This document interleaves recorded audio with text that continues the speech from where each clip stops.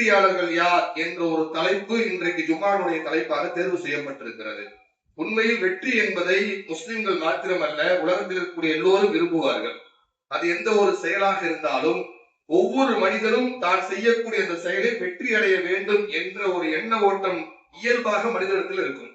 அது வியாபாரமாக இருக்கலாம், கல்வியாக இருக்கலாம், இன்ன பிற எந்த விஷயங்களாக இருந்தாலும் நான் இதிலே தோல்வி அடைய வேண்டும் என்று யாரும் விரும்ப மாட்டார்கள். யாராக இருந்தாலும் நான் எப்படியாவது வெற்றி அடைய வேண்டும் என்ற விஷயத்தின் முன்னிறுத்தி அவர்கள் தன்னுடைய வாழ்க்கைகளை அமைத்துக் கொள்வார்கள். அப்படியானால் இஸ்லாமிய மார்க்கம் எதை வெற்றி என்று சொல்கிறது? ஒரு முஸ்லிமுடைய இலக்கு எதுவாக இருக்க வேண்டும்? எந்த அடிப்படையில் இந்த உலக வாழ்க்கையை நாம் அமைத்துக் கொண்டால் இந்த உலகத்திலும் நாம் வெற்றி அடைவோம், மறுமையிலும் நாம் வெற்றி அடைவோம், எதை இலக்காக இஸ்லாம் நமக்கு கற்றுத் தருகிறது என்ற விஷயத்தை ஒவ்வொரு முஸ்லிமும் உணர்ந்து அதன் அடிப்படையில் பயணிக்க ஆரம்பித்தோம் என்று சொன்னால் துனியாவிலும் நாம் வெற்றியாளர்களாக மாறிவிடலாம், மறுமையுடைய நாளிலும் நாம் வெற்றியாளராக மாறிவிடலாம். அல்லாஹு ரப்புல் ஆலமீன் வெற்றியாளர்களுடைய பண்புகளை பல இடங்களில் அல் குர்ஆனில் கூறினாலும் முதலில் வெற்றி என்றால் என்ன என்பதை நாம் உள்ளத்தில் பதிவு செய்து வைத்துக் கொள்ள வேண்டும். அல் குர்ஆனிலே 3வது அத்தியாயத்துடைய 185வது வசனம் அல்லாஹு ரப்புல் ஆலமீன் சொல்லுகின்றார், குல்லு நஃப்ஸின் தாயிகத்துல் மௌத், ஒவ்வொரு ஆத்மாவும் மரணத்தை சுவைத்தே தீரும், மரணத்தை அடைந்தே தீரும் என்று அல்லாஹு ரப்புல் ஆலமீன் இங்கே சொல்லவில்லை, சுவைத்தே தீரும் என்று சொல்லுகின்றார். ஒவ்வொரு மனிதனுக்கும் மரணத்துடைய நிலையை அல்லாஹு ரப்புல் ஆலமீன் ஒவ்வொரு மாதிரி வைத்திருக்கின்றார். நல்லவர்களுக்கு என்ற மரணம் அவர்களுடைய சுவை வேறு மாதிரியாக இருக்கும், தீயவர்களுடைய மரணத்துடைய சுவை வேறு மாதிரியாக இருக்கும். ஆக இந்த உலகத்தில் வாழக்கூடிய அனைத்து மனிதர்களும் ஒரு நாள் கண்டிப்பாக அந்த மரணம் என்ற விஷயத்தை நீங்கள் சுவைத்தே ஆக வேண்டும். நீங்கள் துனியாவில் செய்து கொண்டிருந்த எல்லா விதமான செயல்களை குறித்து விசாரணை செய்யக்கூடிய ஒரு நாள் உண்டு. அது நீங்கள் பகிரங்கமாக செய்திருக்கலாம், அந்தரங்கமாக செய்திருக்கலாம், உள்ளூரில் செய்திருக்கலாம், வெளியூரில் செய்திருக்கலாம், 4 சுவற்றுக்குள் யாரும் அறியாமல் நீங்கள் செய்திருக்கலாம். உலகத்தில் நீங்கள் செய்த எல்லா செயல்களை குறித்தும் அது நீங்கள் பார்த்ததாக இருக்கலாம், கேட்டதாக இருக்கலாம், சிந்திப்பதாக இருக்கலாம், சம்பாதித்ததாக இருக்கலாம், செலவழித்ததாக இருக்கலாம். நீங்கள் செய்து கொண்டிருந்த அனைத்து விஷயங்களுக்கும் அல்லாஹு ரப்புல் ஆலமீன் மறுமையில் உங்களை விசாரிப்பார். யார் அந்த மறுமையுடைய நாளில் அந்த விசாரணைக்கு பிறகு நரகத்திற்கு செல்லாமல் சொர்க்கத்திற்குள் நுழையுமாறு செய்யப்படுகிறாரோ அவர் திட்டமாக வெற்றி அடைந்து விட்டார். துனியாவுடைய வாழ்க்கையில் நீங்கள் பெரிய ஆட்சியாளராக ஆவதிலே வெற்றி இல்லை, துனியாவிலே நீங்கள் பெரிய கோடீஸ்வரனாக ஆவதிலே வெற்றி இல்லை, துனியாவிலே ஒரு பெரிய பிசினஸ் மேனாக மாறுவதில் வெற்றி இல்லை. அல்லாஹு ரப்புல் ஆலமீன் சொல்லுகின்றான், உங்களுடைய உண்மையான இலக்கு, உங்களுடைய உண்மையான வெற்றி நாளை மறுமையுடைய நாளில் அல்லாஹ்வுடைய சன்னிதானத்தில் அத்தனை கோடி மக்களுக்கு மத்தியில் எழுப்பி நிப்பாட்டப்படக்கூடிய அந்த நேரத்தில் யாரை பார்த்து அல்லாஹு ரப்புல் ஆலமீன் நீ சொர்க்கவாசி என்று அடையாளப்படுத்துகின்றானோ அவர் திட்டமாக வெற்றி அடைந்து விட்டார். இந்த உலகம் உங்களை ஏமாற்றக்கூடிய அற்ப சுகப்பொருளை அன்றி வேறில்லை. இந்த துனியா உங்களை ஏமாற்றிவிடும், துனியாவுடைய எல்லா விதமான இன்பங்களும் உங்களை ஏமாற்றிவிடும். உண்மையான வெற்றி என்பது நாளை மறுமையிலே சொர்க்கத்தை அடைவதில் தான் இருக்கிறது என்று அல் குர்ஆனிலே அல்லாஹு ரப்புல் ஆலமீன் பதிவு செய்கின்றான் என்று சொன்னால் நம்முடைய இலக்குகள் நாளை மறுமையில் சொர்க்கத்தை அடைவதில் மாத்திரம் இருக்க வேண்டும். உலகத்தில் ஒரு மனிதனுக்கு வீடு இல்லாமல் வாழ்வது பிரச்சனை கிடையாது, உலகத்திலே ஒரு மனிதனுக்கு நல்ல ஆடை இல்லை, பிரச்சனை கிடையாது, உலகத்திலே ஒரு மனிதனுக்கு நல்ல மனைவி அமையவில்லை, பிரச்சனை இல்லை, உலகத்தில் ஒரு மனிதனுக்கு நல்ல குழந்தைகள் அமையவில்லை, பிரச்சனை இல்லை. ஆனால் மறுமையுடைய நாளில் அவன் நரகவாசி என்று சொல்லப்பட்டு விட்டால் அதற்கு மேல் ஒரு வாழ்க்கை கிடையாது. அல்லாஹ் ரப்புல் ஆலமீன் அதைத்தான் சொல்லுகின்றான். துனியாவில் இருக்கக்கூடிய இன்பங்களும் துனியாவில் இருக்கக்கூடிய விஷயங்களை எல்லாம் பார்த்து இதுதான் வெற்றி என்பதாக இலக்குகளை நீங்கள் பதிவு செய்து வைத்துக் கொள்ளாதீர்கள். உண்மையான இலக்கு நாளை மறுமையில் சொர்க்கத்தை அடைவதில் இருக்கிறது. அப்படியானால் அந்த சொர்க்கம் நம்முடைய இலக்கு என்று சொன்னால், அந்த சொர்க்கத்துக்குரிய அந்த இலக்கை நாம் அடைய வேண்டும் என்று சொன்னால் நாம் எப்படிப்பட்ட வாழ்வியல் முறையை பேணிக் கொள்ள வேண்டும், எந்த நிலைகள் என்னுடைய வாழ்க்கையில் இருந்தால் நான் அந்த இலக்கை அடைய முடியும் என்பதை நாம் அறிந்து வைத்திருக்க வேண்டும். ஒரு பாட புத்தகத்தை படிக்கக்கூடிய மாணவனுக்கு தெரியும், இந்த புத்தகங்களை படித்தால் நான் இந்த பரீட்சையில் நான் ஜெயித்து விடுவேன். ஒரு வியாபாரம் செய்யக்கூடியவருக்கு தெரியும், இந்த வியாபாரத்தை முதலீடு செய்தால் நான் ஜெயித்து விடுவேன் என்பதாக தெரியும். அதே போன்று முஸ்லிம்களாக இருக்கக்கூடிய நமக்கு தெரிய வேண்டும், எதை நாம் நம்முடைய வாழ்க்கையில் பேண ஆரம்பித்தால், எதனை நம்முடைய வாழ்க்கையில் நாம் பின்பற்ற ஆரம்பித்து விட்டால் அல்லாஹ் ரப்புல் ஆலமீன் அந்த வெற்றி என்ற இலக்கை நமக்கு வழங்குவான் என்பதை புரிந்து அதன் அடிப்படையில் வாழ்க்கைகளை அமைத்துக் கொள்ள வேண்டும். இமாம் முஹம்மது இப்னு அப்துல் வஹாப் என்று சொல்லக்கூடிய ஒரு மிகப்பெரிய ஒரு மார்க்க அறிஞர் 17ஆம் நூற்றாண்டிலே ரியாதிலே பிறக்கிறார்கள். அன்றைய அந்த 17ஆம் நூற்றாண்டு என்பது ரசூல் ஸல்லல்லாஹு அலைஹி வஸல்லம் காலகட்டத்திற்கு பிறகு மக்காவிலே ஷிர்க்குகள் ஒழிக்கப்பட்டு தௌஹீதுடைய அந்த பிரச்சாரத்தின் அடிப்படையிலே 17 நூற்றாண்டுகள் இஸ்லாமிய மார்க்கம் என்பது தௌஹீதிலே நிலைநாட்டப்பட்டது. ஆனால் இவர் பிறந்த அந்த காலகட்டத்தில் அன்றைக்கு இருந்த ஆட்சியாளர்கள் கொஞ்சம் தளர்வுகளை ஏற்படுத்தி அங்கே தர்காக்களை கொண்டு வந்து அல்லாஹ்வுக்கு இணை வைக்கக்கூடிய காரியங்களை செய்யக்கூடிய நேரத்தில் தான் இமாம் முஹம்மது இப்னு அப்துல் வஹாப் என்று சொல்லக்கூடிய ஒரு மிகப்பெரிய ஒரு மார்க்க அறிஞர் தோன்ற ஆரம்பிக்கிறார். இவர் பல பிரச்சாரங்களை மேற்கொள்கிறார், பல கல்விகளை கொடுக்கிறார், பல புத்தகங்களை எழுதுகிறார்கள். இந்த வஹாப் என்ற பெயரை வைத்துக் கொண்டுதான் இன்றைக்கு தௌஹீதை பின்பற்றக்கூடிய நமக்கு வஹாபிகள் என்று சொல்லுவார்கள். வஹாபிகள் என்று சொல்வதற்கான அந்த அடையாளப்படுத்தக்கூடிய அந்த வார்த்தை எங்கிருந்து வந்தது என்று சொன்னால், இந்த முஹம்மது இப்னு அப்துல் வஹாப் அவர்களை பின்பற்றக்கூடிய அந்த மக்களுக்கு சொல்லப்படக்கூடிய அந்த வார்த்தையை கொண்டு வஹாபிகள் என்று நாமும் இன்றைக்கு அழைக்கப்பட்டு கொண்டிருக்கின்றோம். இவர் மிகப்பெரிய ஒரு மார்க்க அறிஞர். இவர் பல புத்தகங்களை எழுதியிருக்கிறார்கள். அதிலே குறிப்பாக சொல்வதாக இருந்தால் நவாகிதுல் இஸ்லாம் என்று சொல்லக்கூடிய இஸ்லாத்தை தகர்க்கக்கூடிய காரியங்கள் என்ன என்ற கிட்டத்தட்ட 300 செயல்கள், இந்த செயல்களை செய்தால் இவர்கள் எல்லாம் இஸ்லாத்தை விட்டு வெளியேறி விடுவார்கள் என்ற ஒரு புத்தகத்தை எழுதியிருக்கிறார். அதே போன்று உஸ்லு ஸலாஸா என்று சொல்லக்கூடிய ஈமானுடைய அடிப்படைகள் என்ற புத்தகத்தை எழுதியிருக்கிறார். இன்றைக்கு மதரசாக்களிலே ஆலிம் படிக்கக்கூடியவர்கள், அது எந்த நாட்டில் படிக்கக்கூடிய ஆலிமாக இருந்தாலும் தௌஹீத் மதரசாவிலே இந்த உஸ்லு ஸலாஸா என்று சொல்லக்கூடிய இந்த புத்தகத்தை படிக்காமல் ஒருவரும் ஆலிமாகி விட முடியாது. அப்படிப்பட்ட அந்த புத்தகத்திலே அவர்கள் முதல் பக்கத்திலே கொண்டு வருகிறார்கள், உண்மையில் வெற்றியாளர்கள் என்றால் அவர்கள் யாராக இருக்க வேண்டும், அவருடைய பண்புகள் எப்படியாக இருக்க வேண்டும் என்ற விஷயத்தை தன்னுடைய புத்தகத்திலே கொண்டு வருகிறார்கள். அதிலே முதலாவது பண்பாக அவர்கள் வெற்றியினுடைய இலக்காக சொல்கிறார்கள் அல் இல்ம், அறிவை அவர் கொண்டு வருகிறார்கள். அதிலும் குறிப்பாக அந்த இல்ம் என்பது எப்படி இருக்க வேண்டும், முதல் அடிப்படை ஒரு சொர்க்கவாசியினுடைய அடிப்படை அல்லாஹ்வை பற்றி அறிந்து கொள்ளக்கூடிய இல்மாக இருக்க வேண்டும்.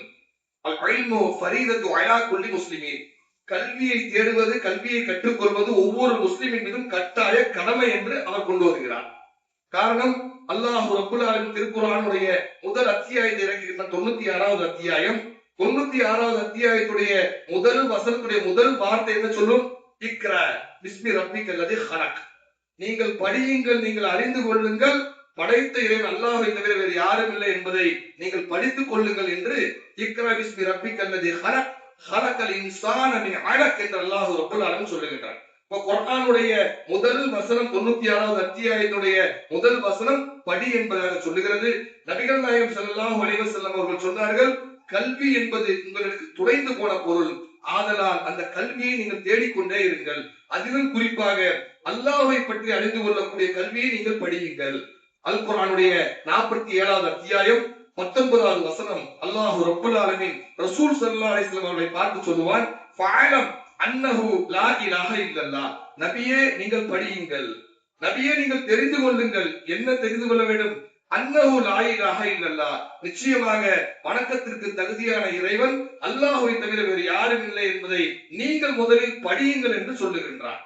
அல்லாஹ்வை பற்றி தெரிந்து கொள்வது என்றால் என்ன, அல்லாஹ்வுடைய பண்புகள் என்ன, அவனுடைய சிஃபத்துகள் என்ன, அவனுடைய ஆற்றல்கள் என்ன, அவனுடைய வல்லமைகள் என்ன, அவனுடைய இலக்கணம் என்ன, அவனுடைய பெயர்கள் என்ன, அவனுக்கு எது பிடிக்காது, அவனுக்கு எது பிடிக்கும், அவன் எங்கே இருக்கின்றான், அவன் எப்படிப்பட்ட ஆட்சியாளனாக இருக்கின்றான், அவன் இந்த உலகத்தை எப்படி படைத்திருக்கின்றான், உலகத்துடைய ஆட்சிகளை எல்லாம் எப்படி கட்டுப்பாட்டுக்குள் வைத்திருக்கின்றான் என்று அல்லாஹ்வை பற்றி அறிந்து கொள்ளக்கூடிய கல்வி முதல் தரத்தில் இருக்க வேண்டும் ஒரு முஸ்லிமிற்கு. உண்மையில் அல்லாஹ்வை பற்றி ஒரு மனிதனுக்கு இந்த உலகத்தில் தெரியவில்லை என்று சொன்னால் அதை விட ஒரு வழிகேடு இந்த உலகத்தில் வேறு எதுவும் இருக்க முடியாது. படைத்த இறைவன் யார், எங்கிருக்கிறான், இன்றைக்கு பல முஸ்லிம் இடத்தில் கேட்கப்படுகிறது. அல்லாஹ் எங்கெங்க இருக்கிறான், அல்லாஹ் எல்லா இடத்துலயும் இருக்கிறாங்க, அல்லாஹ் உங்களுக்குள்ளே இருக்கிறான், எனக்குள்ளே இருக்கிறான் என்று ஒருவர் அல்லாஹ் எங்கிருக்கின்றான் என்ற விஷயம் கூட தெரியவில்லை என்று சொன்னால் இஸ்லாமிய மார்க்கத்தை விட்டு வெளியேறி விடுகிறார் அவர். அல்லாஹ் ரப்புல் ஆலமீன் எங்கிருக்கின்றான், இன்ன ஃபீ ஹல்கி ஸமாவாத்தி வல் அர்த் ஃபீ சித்தத்தி அய்யாம் சும்ம இஸ்தவா அலல் அர்ஷ், அல்லாஹ் ரப்புல் ஆலமீன் இந்த உலகத்தை 6 நாட்களில் படைத்தான், தன்னுடைய கண்ணியத்திற்கு தக்கவாறு அர்ஷின் மீது நிலையானார்.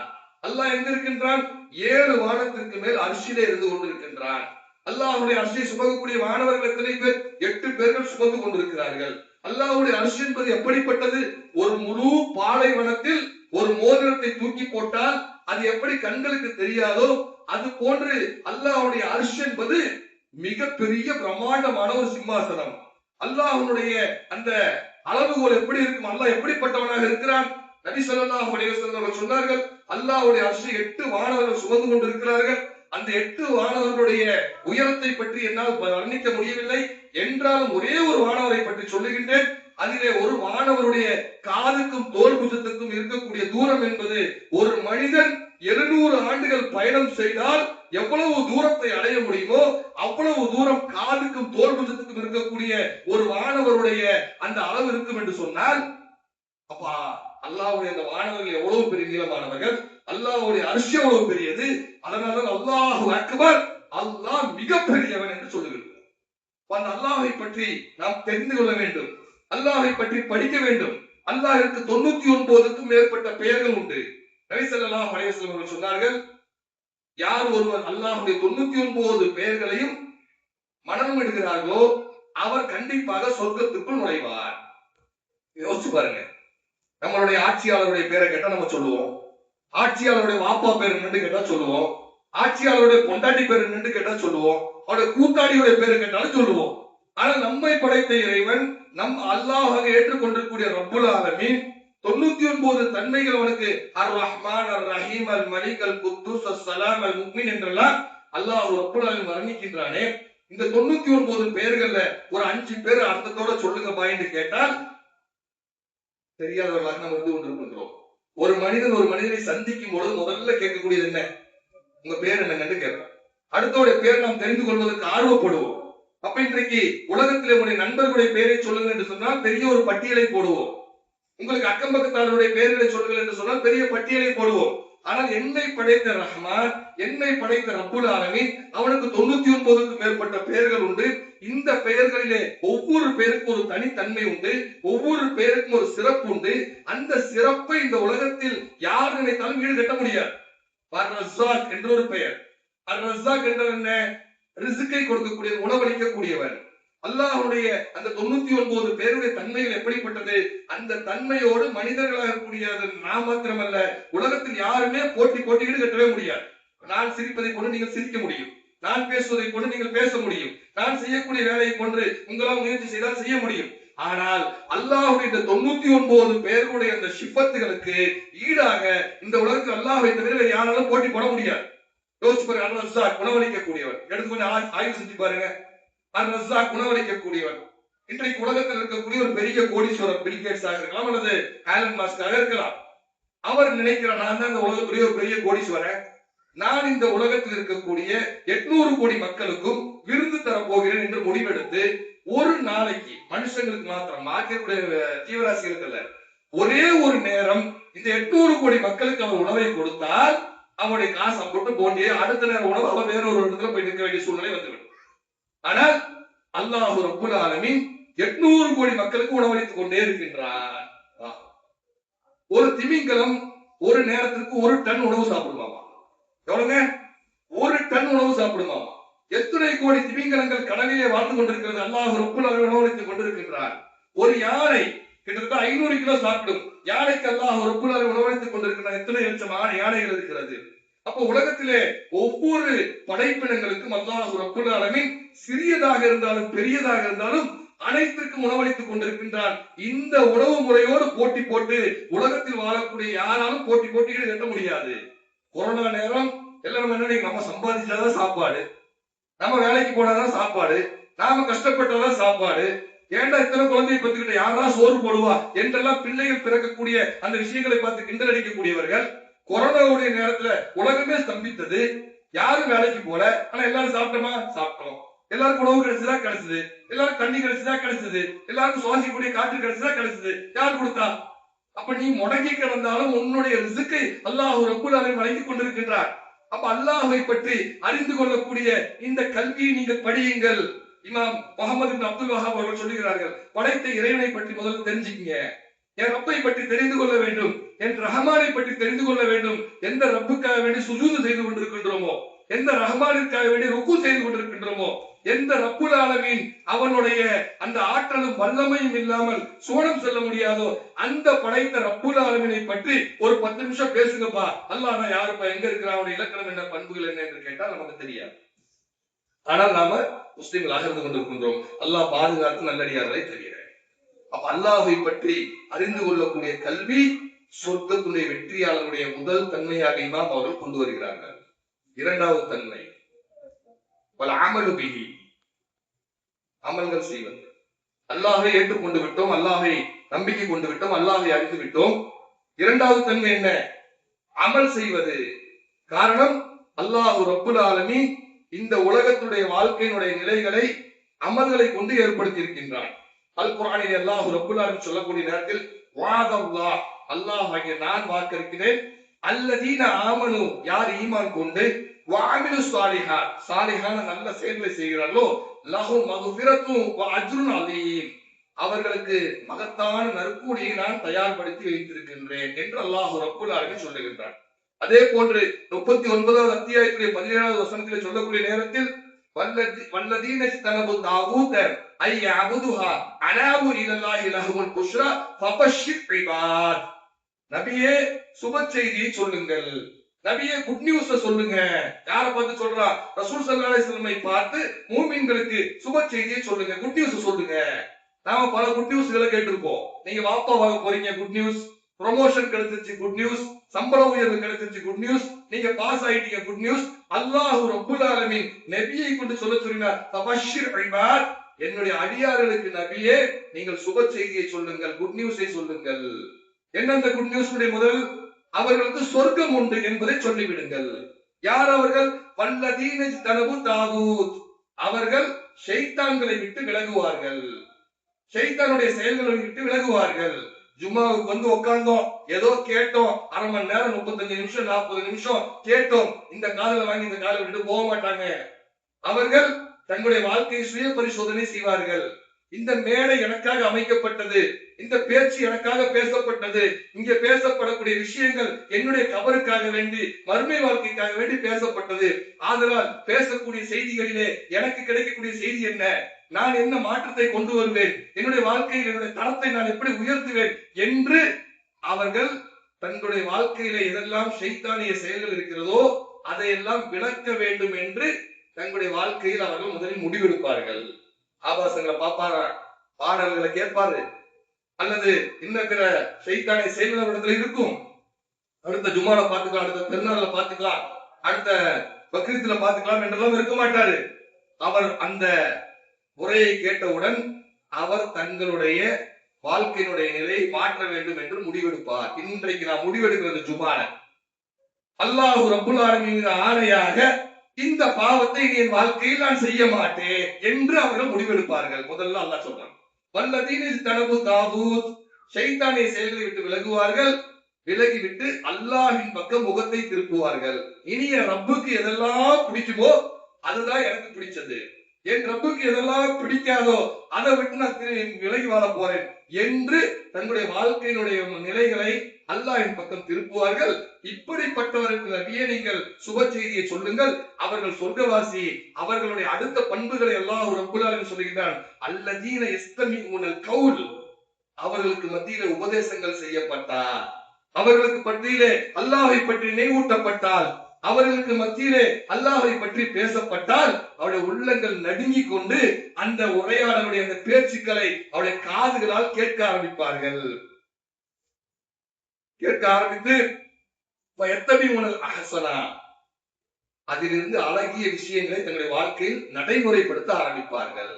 இன்னையிலிருந்து 5 நேர தொழுகை வாழ்க்கையில இல்ல, நான் கம்பல்சரி தொழுக ஆரம்பிச்சுங்க, அல்லது 5 நேர தொழுகை என்கிட்ட இருக்கு, சுன்னத்தான வணக்க வழிபாடுகள் இல்ல, அதை நான் நடைமுறைப்படுத்த ஆரம்பிக்கிறேன். அல்லது சுன்னத்தான வணக்க வழிபாடுகள் இருக்கு, 5 நேர தொழுகை இருக்கு, இந்த தஹஜ்ஜுத் ஸ்டார்ட் பண்றேன், நான் இவ்வளவு வருஷம் பள்ளியில பொறுப்புல இருக்கிற, ஜமாத்துல இருக்கிற, அமைப்புல இருக்கிற, நான் வீட்டுல ஒரு குடும்ப தலைவரா இருக்கேன், ஆனா எனக்கு குர்ஆன் ஓத தெரியல, அதனால குர்ஆன் ஓதற்கு ஆரம்பிக்கிறேன் என்று தங்களுடைய வாழ்க்கையுடைய நிலைகளை அவர்கள் மாற்ற வேண்டும் என்று விரும்புவார்கள், மாற்றத்தை நோக்கி பயணிப்பார்கள். உலாய்கல்லதீன ஹதாஹுமுல்லாஹ் வ உலாய்கஹும் உலுல் அல்பாப், இவர்களைத்தான் அல்லாஹ் நேர்வழியில் செலுத்துவான், அவர்கள் தான் தெளிவான புத்தியுடையவர்கள் என்று சொல்லுகின்றார். அவர்கள் அறிவாளிகள், புத்திசாலி என்று சொல்லுகின்றார். அப்ப யார நம்ம அறிவாளின்னு சொல்லுவோம், யார புத்திசாலின்னு சொல்லுவோம்?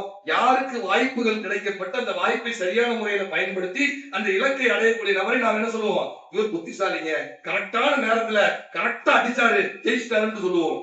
அல்லாஹ் சொல்லுகின்றான், அந்த இறை விசுவாசிகள் அல்லாஹை பற்றி கேட்பார்கள், தங்களுடைய வாழ்க்கைகளை மாற்ற வேண்டும் என்று விரும்புவார்கள். இப்படிப்பட்டவர்களை அல்லாஹ் நான் நேர்வழியில் செலுத்துவேன். அவர்கள் தான் தெளிவான புத்தியுடையவர். அல்லாஹ் ஹிதாயத்தை கொடுத்துட்டான்ப்பா.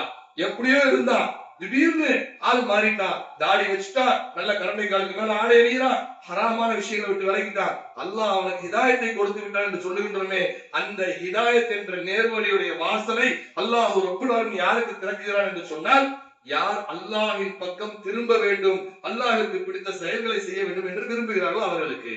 அப்ப முதலாவது அடிப்படை, அல்லாஹ்வை பற்றி அறிந்து கொள்ளக்கூடிய கல்வியை நாம் தேடுவது, படிப்பது, அல்லாஹ்வை பற்றி தெரிந்து கொள்ளக்கூடிய அந்த வகுப்புகளை நாம் படிப்பது. இரண்டாவது, அமல்களை நாம் அலங்கரிப்பது, அமல்கள் செய்ய வேண்டும்.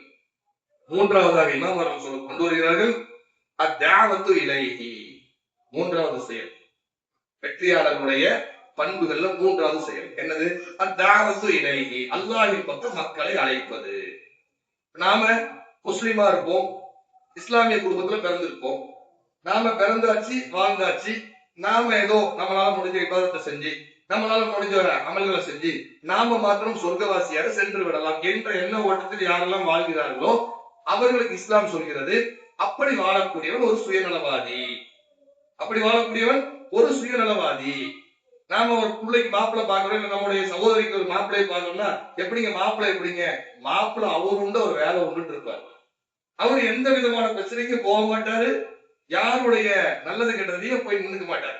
காலையில வேலைக்கு போவாரு, நைட்டான வீட்டுக்கு வந்துருவாரு, ஞாயிற்றுக்கிழமை கூட வெளியே போக மாட்டாரு. தங்கமான பையன், இஸ்லாமிய பார்வையில் அவன் பக்கா சுயநலவன். தான் உண்டு, தான் வேலை உண்டு, தான் வயிறு நிறைஞ்சா போதும், அடுத்தவன் எக்கேடு கெட்டு போனால் எனக்கு என்ன என்று இருக்கக்கூடியவன் பக்கா சுயநலவாதி. ஒரு முஸ்லீம் என்பவன் எப்படி இருக்க வேண்டும்? அவனுடைய சிந்தனை விசாலமானதாக இருக்க வேண்டும். அவனுடைய சிந்தனை அடுத்தவர்களுக்கு உதவ வேண்டும் என்ற எண்ணத்தில் இருக்க வேண்டும். சமுதாய அக்கறையோடு, சமுதாய பொறுப்போடு, எங்காவது ஒரு தீமையை கண்டால் தடுக்கக்கூடியவனாக, நன்மையை ஏவக்கூடியவனாக, வமன் அஹ்ஸனு கௌலம் மிம்மன் தஆ இலல்லாஹ் வ அமில ஸாலிஹா வ கால இன்னனி மினல் முஸ்லிமீன். அல்லாஹ் சொல்றான், நீ முஸ்லிம் சொல்றதுக்கு தகுதியா? நீ முஸ்லிம்ங்கிற வார்த்தைக்கு தகுதியானவனா? நீ காலரை தூக்கிட்டு நான் ஒரு முஸ்லிம் சொல்வதற்கு திராணி உடையவனா? அப்படியான அல்லாஹ் ரப்பல் ஆலமீன் சொல்கிறான், வமன் அஹ்ஸனு கௌலம் மிம்மன் தஆ இலல்லாஹ். அல்லாஹ்வின் பக்கம் மக்கள் அழனி. ஏன்னா தப்பு செய்யற, ஏன்னா தம் அடிக்கிற, ஏன்னா தண்ணி அடிக்கிற, ஏன்னா தொழாம இருக்கிற, வாடா நெருக்கட அல்லாஹ் பக்கம். அல்லாஹ் மறுமைய கொண்டு வந்துருவான், மௌத்த கொண்டு வந்துருவான். நன்மையை ஏவு, தீமையை தடு. வமன் அஹ்ஸனு கௌலம் மிம்மன் தஆ இலல்லாஹ். அல்லாஹ்வின் பக்கம் மக்களை அழைத்துக் கொண்டு, வஅமில ஸாலிஹாத், தானும் நல்ல செயல்களை செய்து கொண்டு, வகால, அதுக்கு பிறகு நீ சொல்லு, இன்னனி மினல் முஸ்லிமீன், நிச்சயமாக நான் முஸ்லிம்களில் ஒருவனாக இருக்கிறேன் என்று சொல்லு. அதை விட சொல்லால் அழகானவன் யார் என்று அல்லாஹ் ரப்பல் ஆலமீன் கேட்கிறார். அப்ப அல்லாஹ்வின் பக்கம் மக்களை அழைக்க வேண்டிய ஒரு பொறுப்பு நம் ஒவ்வொருவரின் மீதும் அல்லாஹ் ரப்பல் ஆலமீன் கட்டாய கடமையாக ஆக்கியிருக்கிறார். விரும்பினா செய்யணும், விரும்பாவிட்டா செய்யாம விட்டுறணும். அது பள்ளிவாசல் இருக்கக்கூடிய இமாம் மேல கடமை, இல்ல ஒரு குழு மேல கடமை. யாரும் அவங்க பார்த்து தாவா பண்ணிக்கிட்டோம், அவங்க பார்த்து இஸ்லாத்தை எத்தி வச்சுக்கிட்டோம், நமக்கு அதெல்லாம் பொறுப்பு இல்லை, கடமை இல்லை என்று சொன்னோம் என்று சொன்னால் நாம் பக்கா சுயநலவாதிகள். அல்லாஹ் ரப்பல் ஆலமீன் இப்படிப்பட்டவர்களை விரும்புவது இல்லை. அல் குர்ஆனிலே பல்வேறு இடங்களில் அல்லாஹ் ரப்பல் ஆலமீன் தன்னுடைய அடியார்களை பற்றி சொல்லக்கூடிய நேரத்தில், இன்னும் நமது சமுதாயத்தை சொல்லக்கூடிய நேரத்திலும் கூட, குன்தும் ஹைர உம்மத்தின் உக்ரிஜத் லின்னாஸ், மனிதர்களுக்காக வேண்டி தோற்றுவிக்கப்பட்ட சமுதாயத்தில் நீங்கள் தான் சிறந்த சமுதாயம். தஅமரூன பில் மஅரூஃப் வ தன்ஹவுன அனில் முன்கர் வ துமினூன பில்லாஹ். ஏன் நீங்க நன்மையை மக்களுக்கு ஏவுறீங்க, தீமையை விட்டு மக்களை தடுக்கிறீங்க? அவங்களுக்கு எப்படி அமர்ந்து சிறுநீர் கழிக்க வேண்டும் என்று கூட தெரியாது, எப்படி திருமணம் செய்ய வேண்டும் தெரியாது, எப்படி வியாபாரம் செய்ய வேண்டும் தெரியாது, எப்படி தாய் தந்தையரை பார்க்க வேண்டும் தெரியாது, எப்படி ஆடை உடுத்த வேண்டும் தெரியாது, எப்படி இறைவனை வணங்க வேண்டும் தெரியாது. ஆனால் நீங்கள் தெரிந்தவர்கள் தெரியாதவர்களுக்கு சொல்லுங்க, ஆடைனா இப்படிதான் உடுக்கணும், இறைவன் இப்படிதான் வணங்கணும், தாய் தந்தை இப்படித்தான் பார்க்கணும், திருமணம் இப்படித்தான் செய்யணும் என்று நீங்கள் சொல்ல வேண்டிய ஹைரும் உம்மத், சிறந்த சமுதாயம். ஏன்? நீங்கள் நன்மையை ஏவுகிறீர்கள், தீமையை தடுக்கிறீர்கள். அப்ப நன்மையை ஏவி தீமையை தடுத்தா சிறந்த சமுதாயம். இல்லைன்னா அல்ல ஷர்ரும் உம்மத்துன்னு சொல்லியிருப்பான். நீங்கள் கேடு கெட்ட சமுதாயம் என்று சொல்லியிருப்பான். அப்ப நன்மையை ஏவி தீமையை தடுக்க வேண்டும். அல்லாஹ்வின் மீது உறுதியான நம்பிக்கை கொள்ள வேண்டும். அப்ப என்னோடு வாழக்கூடிய எத்தனையோ நண்பர்கள், என்னோட ஸ்கூல்ல படிச்சவங்க, காலேஜ்ல படிச்சவங்க, வீட்டு பக்கத்துல இருக்கிறவங்க, இவங்க எல்லாம் நாளைக்கு மறுமையுடைய நாள்ல நரகத்துக்கு போகக்கூடிய ஒரு நிலைக்கு செல்கிறார்கள் என்று சொன்னால், அதை பார்த்து கொண்டு சுயநலவாதியாக இருக்கிறேன் என்று சொன்னால், நான் ஒரு முஸ்லிம் அல்ல, நான் அல்லாஹ்வின் பக்கம் மக்களை அழைக்க வேண்டும் என்று அல்லாஹ் ரப்புல் ஆலமீன் கட்டளையிடுகின்றார். அதே போன்று இமாம் அவர்களும் சொல்லுகிறார்கள், மூன்றாவது அடிப்படையான ஒரு விஷயம் அத்தாவத்து இலல்லாஹ், அல்லாஹ்வின் பக்கம் நீங்க மக்கள் அழைச்சிட்டே இருக்கணும். மார்க்கெட்டிங் பண்றீங்க, இன்னைக்கு உங்களுடைய வியாபாரத்தை மார்க்கெட்டிங் பண்றீங்க, எவ்வளவோ விஷயங்களை பேஸ்புக்ல வாட்ஸ்அப்ல ஃபார்வர்ட் பண்றீங்க. நம்மள எத்தனை பேரு அல் குர்ஆனுடைய வசனங்களை நாம் நம்முடைய சமூக வலைதளங்களை ஃபார்வர்ட் பண்ணிட்டு இருக்கோம்? நம்மள எத்தனை பேரு அல்லாஹ்வுடைய குர்ஆனை கொண்டு போய் மாற்று மதத்தவங்களுக்கு கொண்டு போய் சேர்த்து, இந்தாங்க இந்த படிங்க, பிரியாணி கொண்டு போய் கொடுப்போம், கஞ்சி கொண்டு போய் கொடுப்போம், சமூக நல்லிணக்கணும்னு சொல்லி உட்கார்ந்து பேசுவோம். ஆனா நம்மள எத்தனை பேரு வாங்க அல்லாஹ்வின் பக்கம் வாங்க, குர்ஆனை படிங்க, இஸ்லாத்தை ஏற்றுக்கொள்ளுங்கள் என்று அழைப்பு கொடுக்கக்கூடிய நம்ம எத்தனை பேர்? இனி ஒரு முஹம்மத் இந்த உலகத்திற்கு வரப்போவது கிடையாது. ரசூல் ஸல்லல்லாஹு அலைஹி வஸல்லமோடு இந்த சமுதாயத்தினுடைய இறுதி தூதர் முடிவடைந்து விட்டார். அந்த இறுதி தூதர் செய்த அந்த பணியை அல்லாஹ் ரப்புல் ஆலமீன் நம் மீது பொறுப்பை சாட்டி இருக்கின்றார். நாளை மறுமையுடைய நாளில் ரப்புல் ஆலமீன் நம்மிடத்தில் விசாரிப்பான். துனியாவில் நீ முஸ்லிமா வாழ்ந்தையே, எத்தனை பேருக்கு என்னுடைய மார்க்கத்தை போய் எடுத்து சொன்ன, உன் வியாபாரத்தை சொன்ன, உன்னுடைய மார்க்கெட்டிங் பண்ணக்கூடிய விஷயங்களை சொன்ன, என்ன பத்தி நீ என்ன சொன்ன என்று நாளை மறுமையுடைய நாளில் கேட்டால் நம்முடைய நிலைகள் எப்படி இருக்கும் என்று யோசித்து பார்க்க கடமைப்பட்டிருக்கின்றோம். அதே போல நம்மோடு பழகக்கூடிய நம்முடைய நண்பர்கள், மாற்று மதத்தில் இருக்கக்கூடியவர்கள், யா அல்லாஹ் துனியால வாழும்போது ஒரு பக்கத்து வீட்டுல இருந்தாரு, எங்களோட வியாபாரம் பண்ணாரு, கூட்டாளியா இருந்தாரு, ரம்ஜானுக்கு கூப்பிடுவாரு, பிரியாணி கொடுப்பாரு, புள்ள கல்யாணத்துக்கு கூப்பிட்டாரு, சிறப்பிச்சாரு. ஆனா நீதான் ரப்பு, உன்னை வணங்கி இவர் என்னை ஏவவே இல்லை. இவர் அப்படி சொல்லாம இருந்தது சொல்லியிருந்தாருன்னா நான் இன்றைக்கு இந்த நரகவாசியாக நின்றிருக்க மாட்டேன். நான் நரகத்திற்கு செல்வதற்கு இவர்தான் காரணம் என்று நம்மை அடையாளப்படுத்தி விட்டால் நாளை மறுமையில் நம்முடைய நிலைமைகள் என்ன யோசித்து பார்க்க கடமைப்பட்டுக் கொள்வோம். அல்லாஹ்வுடைய மார்க்கத்தின் பக்கம் மக்களை அழைக்க வேண்டும். குறைந்தபட்சம் மரணிக்கிறதுக்கு முன்னாடி என் ரப்புக்காக வேண்டி, என் ரஹ்மானுக்காக வேண்டி, என் ரப்புடைய மார்க்கத்தை ஒரு 5 பேரிடத்திலாவது நான் கொண்டு போய் சேர்ப்பேன் என்று உறுதி எடுக்க வேண்டும். அல்லாஹ் ரப்புல் ஆலமீன் உறுதி எடுத்தால் கண்டிப்பாக அதற்குரிய வழிகளை தருவார். மூன்றாவது விஷயம் அல்லாஹ்வுடைய மார்க்கத்தின் பக்கம் மக்களை அழைப்பது. நான்காவது விஷயம் அஸ்ஸபர், பொறுமையாக இருப்பது. அல்லாஹ் ரப்புல் ஆலமீன் சொல்கிறான், யா அய்யுஹல்லதீன ஆமனு, ஈமான் கொண்ட நம்பிக்கை கொண்ட மக்களே, இஸ்பிரு வஸாபிரு வராபிது வத்தகுல்லாஹ் லஅல்லகும் துஃப்லிஹூன். நீங்கள் பொறுமையோடு இருங்கள், இன்னல்களை சகித்துக் கொள்ளுங்கள், ஒருவரை ஒருவர் பலப்படுத்திக் கொள்ளுங்கள், அல்லாஹ் நெஞ்சிக் கொள்ளுங்கள், இன்மையிலும் மறுமையிலும் நீங்கள் தான் வெற்றியாளர்கள். பொறுமையோடு இருங்கள். உங்களுக்கு வரக்கூடிய துன்பங்கள், உங்களுக்கு வரக்கூடிய நோய்கள், உங்களுக்கு வரக்கூடிய கவலைகள், உங்களுக்கு வரக்கூடிய இழப்புகள், உங்களுக்கு வரக்கூடிய நஷ்டங்களுடைய நேரங்களில் பொதுவாக நம்முடைய சிந்தனைகள் எப்படி இருக்கும் என்று சொன்னால், நமக்கு ஒரு நன்மை ஏற்பட்டு விட்டால் சந்தோஷம் அடையும். ஒரு வியாபாரத்தில் லாபம் கிடைச்சிருச்சு, ரொம்ப சந்தோஷம் ஆயிடும். சொல்லுவோம் எல்லாத்தையும், நீ பாத்தியா வியாபாரத்தில் எவ்வளவு லாபம் பாத்தியா, என் ரப்ப என்ன கைவிடல. அதே நேரத்துல ஒரு சிறிய ஒரு இழப்பு, சிறிய ஒரு நோய், சிறிய ஒரு வறுமை, சிறிய ஒரு நஷ்டம் வந்து விட்டால் உடனே அல்லாஹ்வை திட்ட ஆரம்பிச்சிருவான். என்ன அல்லாஹ்க்கு வேற யாரையுமே கிடைக்கலையா, என்னதான் இப்படி போட்டு கஷ்டப்படுத்தணுமா, என்னதான் இப்படி போட்டு சோதிக்கணுமா, எனக்கு தான் இப்படிப்பட்ட சிரமங்களை கொடுக்கணுமா, நான் 5 நேரம் தொழுவுறேன், குர்ஆன் ஓதுறேன், ஒழுக்கமா வாழ்றேன், என்ன போட்டு ஏன் அல்லாஹ் இப்படி வாட்டுகிறான்? ரசூல் ஸல்லல்லாஹு அலைஹி வஸல்லம் சொன்னார்கள், நீங்கள் எந்த அளவுக்கு சோதிக்கப்படுகிறீர்களோ அந்த அளவுக்கு நீங்கள் கூலி கொடுக்கப்படுகிறீர்கள்.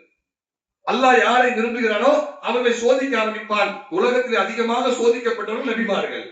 எந்த அளவுக்கு சோதனைகள் பேசுனா பல மணி நேரங்கள் பேசக்கூடிய அளவிற்கு சோதனைகளுடைய பட்டியலை கொண்டு வர முடியும். அந்த அளவுக்கு சோதனைகளை சகித்தார்கள், பொறுமையோடு இருந்தார்கள். அல்லாஹ்வுடைய தூதரிடத்திலே ஒரு பெண்மணி வருகிறார், யா ரசூலுல்லாஹ், இஸ்லாமிய மார்க்கத்தை ஏற்றுக்கொண்டு விட்டேன், ஆதலால் என்னுடைய வீட்டில் என்னை கடுமையாக தாக்குகிறார்கள், கடுமையாக அடிக்கிறார்கள், வீட்டை விட்டு வெளியேற்றுகிறார்கள், சமூக புரஸ்காரம் செய்கிறார்கள், நான் என்ன செய்வது? பொறுமையோடு இருங்கள், அல்லாஹ் உங்களுக்கு சொர்க்கத்தை கொடுப்பார். இன்னொரு பெண்மணி வர்றாங்க, யா ரசூலுல்லாஹ், எனக்கு வலிப்பு நோய் இருக்கு, அந்த வலிப்பு நோய் ஏற்படுகிறது, நான் வீதிகளில் செல்லக்கூடிய நேரங்களிலே வலிப்பு நோய் ஏற்பட்டு மயங்கி விழுந்து விடுகிறேன், அப்படி விழுந்து விட்டால் என்னுடைய ஆடைகள் எல்லாம் கலைந்து விடுகிறது, என்னுடைய உறுப்புகளை எல்லாம் பார்க்கக்கூடிய அளவில் இந்த நோய் நான் பாதிக்கப்பட்டிருக்கிறேன், நான் என்ன செய்வது? ரசூல் ஸல்லல்லாஹு அலைஹி வஸல்லம் சொன்னாங்க, பொறுமையோடு இருங்க, அல்லாஹ் உங்களுக்கு சொர்க்கத்தை கொடுப்பான். யார் சொல்ல, நான் பொறுமையோடு இருக்கிறேன், ஆனா என்னுடைய ஆடைகள் விலகுகிறது, அதனால் என்னுடைய உடலுடைய உறுப்புகளை பிற ஆண்கள் பார்க்கிறார்கள், அல்லாஹ்வுடைய தூதர் அதுக்காக வேண்டி பிரார்த்தனை செய்தார்கள். அந்த பெண்ணுடைய ஆடைகள் அதற்கு பிறகு விலகவில்லை. அப்ப இன்னல்கள், துன்பங்கள், பிரச்சனைகள் வரக்கூடிய நேரங்களில் அல்லாஹ்வுடைய தூதர் ஆறுதல் படுத்தினார்கள். பொறுமையா இருங்க, அல்லாஹ் கண்டிப்பா சபருக்கு ஒரு கூலியை வைத்திருக்கின்றான். அப்ப அந்த பொறுமை என்பது நம்முடைய வாழ்க்கையில் வெளிப்பட வேண்டும். அப்படிப்பட்ட இந்த 4 தன்மைகள் யாருடைய வாழ்க்கையில் இருக்கிறதோ அவர்கள் தான் இந்த உலகத்துடைய வெற்றியாளர்கள், நாளை மறுமையினுடைய சொர்க்கவாசிகள் என்பதாக இமாம் முஹம்மது இப்னு அப்துல் வஹாப் அவர்கள் தங்களுடைய உஸ்ரு சலாசா என்று சொல்லக்கூடிய புத்தகத்திலே முதல் பக்கத்திலே வெற்றியாளருடைய பண்புகளை கொண்டு வருகிறார் என்று சொன்னால், இந்த பண்புகளை நம்முடைய வாழ்க்கையில் நாம் பேணுவோம். அல்லாஹ் ரப்புல் ஆலமீனிடத்திலே நெருங்கி இருப்போம். அல்லாஹ் ரப்புல் ஆலமீன் அப்படிப்பட்ட நிலையில் கொண்ட வாழ்க்கையை வழங்கக்கூடிய நல்ல முஸ்லிம்களாக நம் அனைவரையும் ஆக்கி அருள் செய்வானாக. சுப்ஹான ரப்பிக ரப்பில் இஸ்ஸத்தி அம்மா யசிஃபூன் வ ஸலாமுன் அலல் முர்ஸலீன் வல்ஹம்துலில்லாஹி ரப்பில் ஆலமீன்.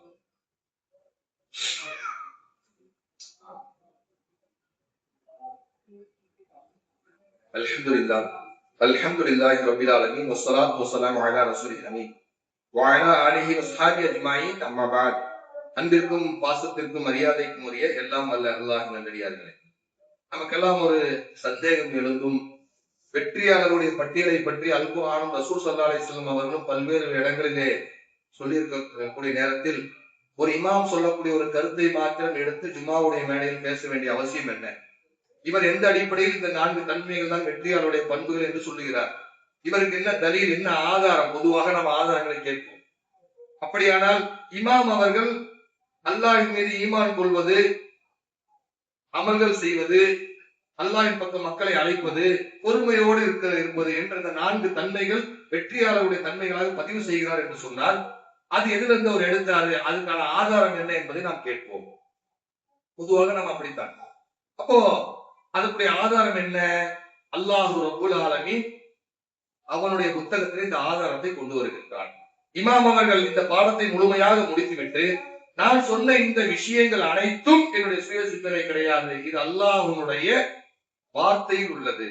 குர்ஆனிலே இருந்து ஒரு அத்தியாயத்தில் இருக்கக்கூடிய விஷயத்தை தான் நான் உங்களுக்கு பாடமாக எடுத்தேன். அந்த அத்தியாயம் குர்ஆனிலே மிக சிறிய அத்தியாயம்.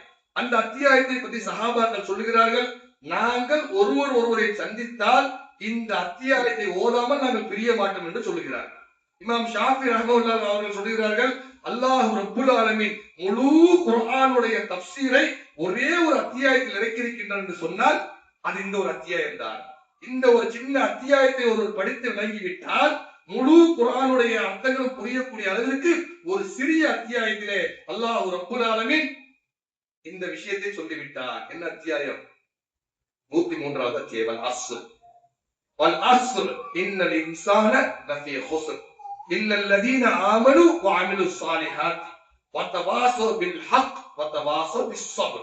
3 வசனங்களை கொண்ட இந்த சிறிய அத்தியாயம் என்ன சொல்லுது? வல் அஸ்ர், காலத்தின் மீது சத்தியமாக. இன்னல் இன்சான லஃபீ ஹுஸ்ர், மனிதன் நஷ்டத்தில் இருக்கிறான். காலத்தின் மீது சத்தியமாக மனிதன் நஷ்டத்தில் இருக்கிறான். ஏன் அல்லாஹ் ரப்பல் ஆலமீன் காலத்தை முற்படுத்துகிறார்? நேரங்களை வீண் விரயம் செய்து கொண்டிருக்கின்றான். நேரத்தை நீங்கள் எத்தனை கோடிகள் சம்பாதித்தாலும் நேரத்தை விலைக்கு வாங்க முடியாது. இன்னைக்கு ஒருத்தர் 5000 ரூபாய் கொடுங்கன்னு கேட்டா கொடுத்துருவாரு. பள்ளிவாசல் கட்டுமானங்க 5000 ரூபாய் கொடுங்கன்னா கொடுத்துருவாரு. ஒரு 2 மணி நேரம் ஒதுக்கி வந்து ஒரு இடத்துல உட்காருங்கன்னு சொன்னா அவர் டைம் இல்லைங்கன்றுவார். அப்ப நேரம் என்பது ஒவ்வொரு மனிதனுக்கும் மிக முக்கியமான ஒன்று. அந்த நேரத்தை மனிதன் வீண் விஷயத்தில் கழித்துக் கொண்டிருக்கின்றான். யாரை தவிர? இல்லல்லதீன ஆமனு வ அமிலுஸ் ஸாலிஹாத்தி வ தவாஸவ் பில் ஹக் வ தவாஸவ் பிஸ் ஸப்ர். நாளைக்கு வந்துச்சா? இல்லல்லதீன ஆமனு, யார் ஈமான் கொண்டு சாலிஹான நல்ல அமல்களை செய்து வ தவாஸவ் பில் ஹக், சத்தியத்தின் பக்கம் மக்களை அழைத்துக் கொண்டு வ தவாஸவ் பிஸ் ஸப்ர், பொறுமையோடு இருக்கிறார்களோ அவர்களை தவிர. 4 விஷயங்கள் இமாம் அவர்கள் சொன்ன அந்த விஷயங்கள் இந்த சின்ன அத்தியாயத்துல அல்லாஹ் ரப்புல் ஆலமீன் சொல்லிவிட்டான். யார் ஈமான் கொண்டு சாலிஹான நல்ல அமல்களை செய்து கொண்டு சத்தியத்தின் பக்கம் மக்களை அழைத்துக் கொண்டும் பொறுமையோடு இருக்கிறார்களோ அவர்களை தவிர. இவங்க 4 நபர்கள், இந்த 4 தன்மை கொண்டவர்கள் தான் சொர்க்கத்துடைய வெற்றியாளர்கள் என்பதாக அல் குர்ஆனிலே 103வது அத்தியாயத்தில் அல்லாஹ் ரப்புல் ஆலமீன் நமக்கு பாடம் நடத்துகின்றான் என்று சொன்னால், இந்த அத்தியாயத்திலே விளக்கத்தை தான் முதல் குத்துபாவிலே நாம் பார்த்தோம். இந்த அத்தியாயத்துடைய அந்த பொருட்களை தான் 4 செய்திகளாக இமாம் அவர்கள் கொண்டு வந்தார்கள்.